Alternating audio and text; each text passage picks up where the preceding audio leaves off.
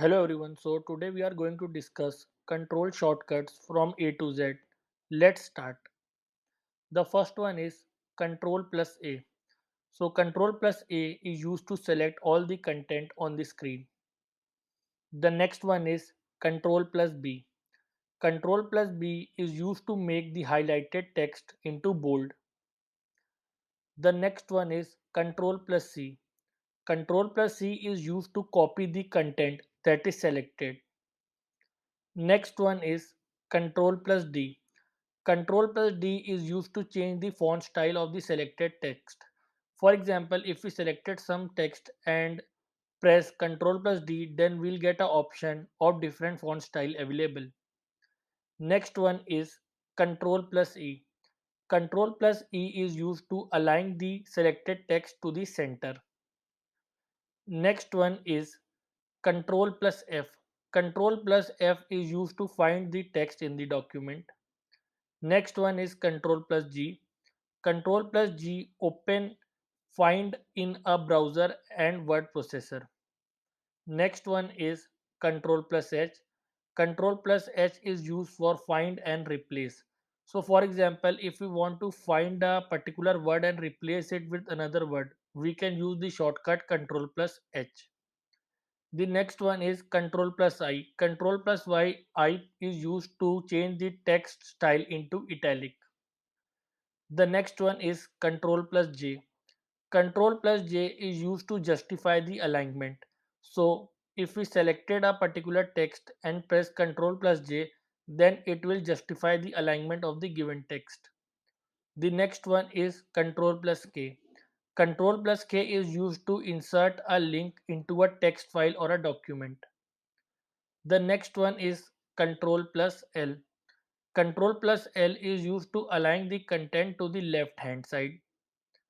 The next one is Ctrl+M.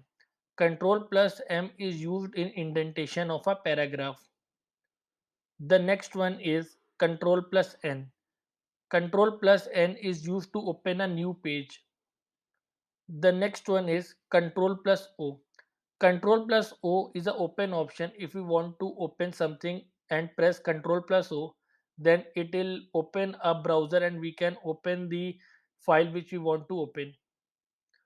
Next one is Ctrl+P. Ctrl+P is used when we want to print something through our printer. Next one is Ctrl+Q. Ctrl+Q is used to clear the indent paragraph. Next one is Ctrl+R. Ctrl+R is used to align the content to the right hand side. Next one is Ctrl+S. Ctrl+S is used to save the content. The next one is Ctrl+T. Ctrl+T is used for hanging indent. So for example, if we want to indent the text in a document and we press Ctrl+T, so it will indent all the text apart from the first line. The next one is Ctrl+U. Ctrl+U is used to underline the selected text. The next one is Ctrl+V. Ctrl+V is used to paste the copied content.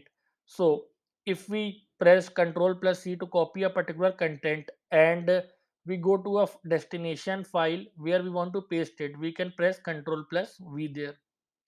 Next one is Ctrl+W. Ctrl+W is used to close the document.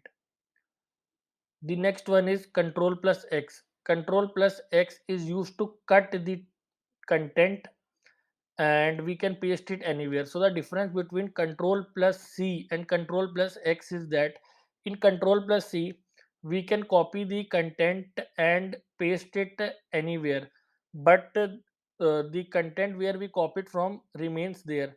But if you press Ctrl+X, the content where we copied, the place where we copied the content removes from there and goes to the place where we pasted the text.